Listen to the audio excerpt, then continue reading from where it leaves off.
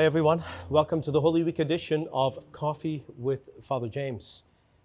I'm standing, we were going to go for a walk today, but it's kind of raining, so I thought I'd just kind of stand at the door here because the focus of Coffee with Father James this week is Holy Week. It's the Easter Triduum.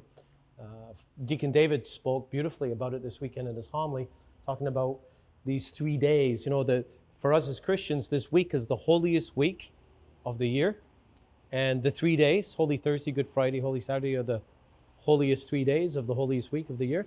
And the very high point of those three liturgies is the Easter Vigil, a very ancient liturgy. You know that the way we celebrate the Easter Vigil, down to the exact readings that we do, are exactly the same readings as they used in the early church. I remember years and years ago doing a study on this. Even the psalm responses are the same psalm responses from like the late 4th, early 5th century. It's incredible. And back then, the vigil was a real vigil. It went all night. They probably drank lots of coffee. And they had readings, they sang hymns, they celebrated baptisms. Well, we're going to be doing some of that. And the Easter Vigil starts out here. Come on out here with me. It's going to start with a bonfire. We take this fire, it symbolizes the light of Christ. And at 8 o'clock, as things are getting dark, we'll turn off all the lights in the church and we'll process out. And with us will be our three catechumens, Samantha, Cody, and Phil, who are going to be baptized. And we have Marjo, who's going to enter into full communion with the Catholic Church. She's already a baptized member of the church and begins with the blessing of the fire. And hopefully we'll all be gathered out here. Now, last year, we had a very limited attendance because of COVID restrictions, but it was also freezing. And so most people didn't move at all. Most people were actually inside because we had to socially distance. So hopefully we'll all be outside in the parking lot. Now, Easter is such a strange time of year. I remember years ago when I was pastor at St. Thomas Aquinas Canadian Martyrs, we literally had 8 inches of snow at the Easter Vigil. Some of you may remember that. And we've had some beautiful weather as well. So forecast so far is looking promising for maybe just the need for a modest coat or jacket for the celebration. Blessing of the fire, the lighting of the Easter candle, and then we process into the dark church. Deacon David will take the Easter candle and he'll part the Red Sea as he comes through the people, and he will come to the entrance of the church.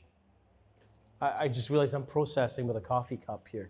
So just imagine I'm holding on to the Easter candle, and the doors will be opened, and he'll sing the light of Christ, and we respond, thanks be to God. And he processes halfway down the aisle. Same thing again, light of Christ, thanks be to God. And then everyone who's baptized will have a taper, a candle. It gets lit, and the light spreads throughout the dark church, and we come into the sanctuary, and this church begins to fill up with this golden glow, this beautiful candlelight. We bring the Easter candle, big, tall candle, to the stand. It gets incensed. And then I'll be singing a very ancient hymn called the Exultet. Now, I believe the Exultet is 4th century, late 4th century, early 5th century. I believe it was written by St. Ambrose. And it's a beautiful chant that sings about the history of salvation and the symbol of light, how it symbolizes the pillar of fire that led the Israelites through the Dead Sea. It says, the light of Jesus that gives light to the whole world. It's an amazing hymn. At the end of that, we begin the vigil of readings, and there are a lot of readings. There's lots of readings. Just say a lot of readings. And people say sometimes, well, I don't like the Easter Vigil because there's lots of readings. But you know, I sometimes think it's like watching a 3-hour movie, like a Star Wars movie or something. Yeah, they're long, but if you get into the story, it's really meaningful, and time will pass. It will pass eventually. So we have readings through the book of Genesis, the book of Exodus, readings from the prophets, and we have this build-up of salvation history, which then comes to the point of singing the Gloria. The readings are interspersed with psalm responses. We sing the Gloria, and we light the candles, and then we have the reading from Paul's letters to the Romans, and then we have the big moment where we sing the A word, and it's a big, long A word kind of thing. We sing it many, many times and process around, and then we read the gospel. I forgot to tell you. See, I'm forgetting things. During the Gloria, you're invited to bring a bell. So please bring a bell. Not a big bell, a little bell. I mean, last year, I kind of overdid it a little bit. I went over to the big bell on the wall and started ringing it. It wasn't the best thing I've ever done. It kind of was a bit too loud. So we want to bring a small bell, and we bring a small bell, and then there'll be the homily, and then from there we go into the rites of initiation, the baptismal liturgy. We're going to baptize our 3 candidates, and then we'll renew our own baptismal vows, blessing of water, and then celebration of the Eucharist, and then the reception into the Church of Marjo, First Communions, and Mass continues as usual. That's the Easter Vigil. So it's going to be a great experience. It really is a beautiful, beautiful liturgy. Please come on out. Now, Easter Sunday morning is, thing is about Easter Sunday Masses, it's kind of like every other Sunday Mass. It's not all that different. But I want to back up. So just imagine we do a reverse of the tape, and we come all the way back out here.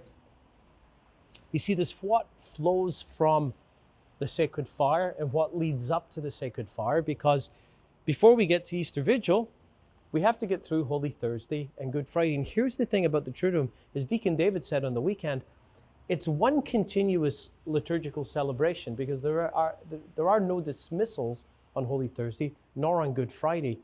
And each moment of these days, it's almost like we're invited to enter into the story of the last days of Jesus, pretending that we don't know how the story ends. We're allowing ourselves to experience the story almost as if we don't know the ending. So Holy Thursday is about the night that Jesus gathered with his disciples, the institution of the Eucharist, the institution of the priesthood, and how intrinsically linked Eucharist and priesthood are with the call to serve others, to wash one another's feet, and tying in that theme with the great act of memorial that has shaped God's people for thousands and thousands of years, going back to the original Passover as the Jewish people left Egypt.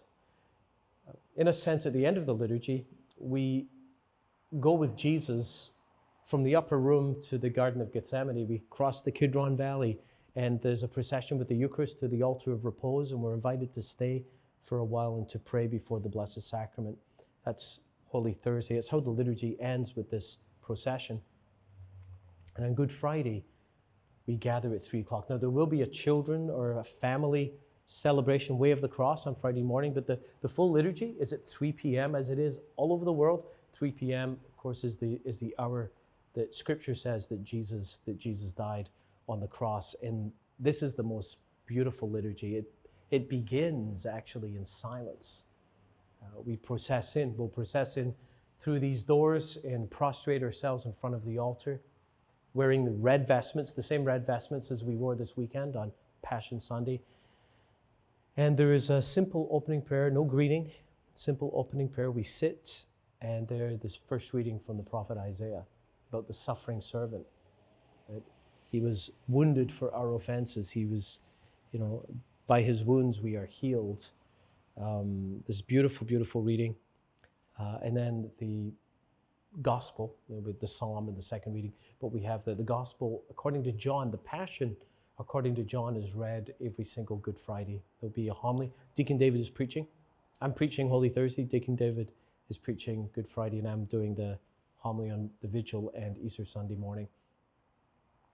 Then the veneration of the cross, the prayers of intercession, the veneration of the cross. And this year, because of COVID, we're being instructed by the diocese that the cross is to be venerated by a bow or a genuflection, a bending of the knee, like we do towards the Blessed Sacrament, and that we're not this year going to be using a touch or a kiss. So we can approach the cross from various sides. We'll have that large cross that we used last year.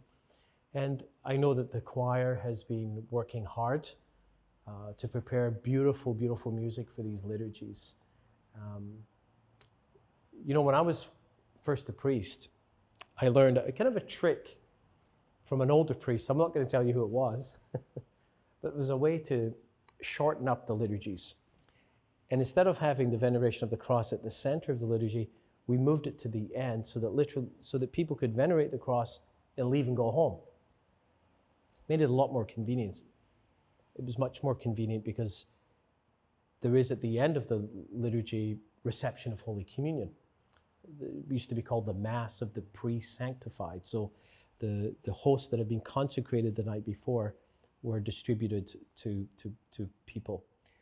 Because Good Friday is the only day of the year where you don't actually celebrate Mass. Mass is not celebrated at all throughout the church. But it wasn't until my last parish, that custom of moving the veneration of the cross to the very end, I used it for years at different parishes because it was the most convenient thing. It didn't make the liturgy as long. And it was at my last parish that I really discovered that I was very wrong in doing that, because literally the centerpiece of the Good Friday liturgy is the veneration of the cross. And there's something beautiful as you not only stand in line and move in line to venerate the cross yourself, but as you sing, as you reflect on the music that the choir is singing, and as you watch your brothers and sisters in the parish, in the church, come forward, there's something incredibly moving that happens. Every year you see this. You see young and old, people from every ethnicity, every country of origin coming and bowing before the cross. There's something incredibly moving about that. And something, I think it's worth an extra 10, 15 minutes of our time. Because if you're looking for, if convenience is your thing, I think you're practicing the wrong religion. I mean, we're venerating a cross, not very convenient, just saying. Not the most convenient thing. So that's the Good Friday liturgy, a very, very beautiful celebration. And we have a simple dismissal at the end of that liturgy, and we depart in silence. And here's the invitation. I want to kind of conclude our time with you today to on Good Friday, to depart in silence and to allow that day to be a whole day of fasting. It's meant to be a day of fasting and prayer, a day that we only have one main meal, that we abstain from meat, that we take the day for quiet and for prayer and reflection. I remember years ago being asked I was interviewed, I think it was CBC, and it was years ago when bars were opening on Good Friday, and they were kind of making a big deal of this. And the guy asked me on camera, he said, "Father James, so bars are opening on Good Friday. What do you think about this?" And I said to them, well, something, if you're not a follower of Jesus, I don't really care if you go to a bar. I mean, who cares? But if you are a follower of Jesus, what are you doing in a bar on Good Friday? Just saying. We're followers of Jesus. So Good Friday is not a day to go to a movie or go to the mall. This is our day. This is the day where we commemorate the Son of God. Jesus gave himself for us. He gave his life so that we could live. And so we want to honor that day as a day of reflection, a day of quiet, a day to lie low, to reflect, to read scripture, to pray, and live out that moment again as if we don't know how the story ends, so that we can get up on Saturday morning, and prepare to celebrate the great feast of the resurrection of Jesus. Thanks for hanging out with me in the foyer, our new foyer, and I look forward to seeing you on Holy Thursday, Good Friday, at the Easter Vigil, or on Easter Sunday morning. God bless.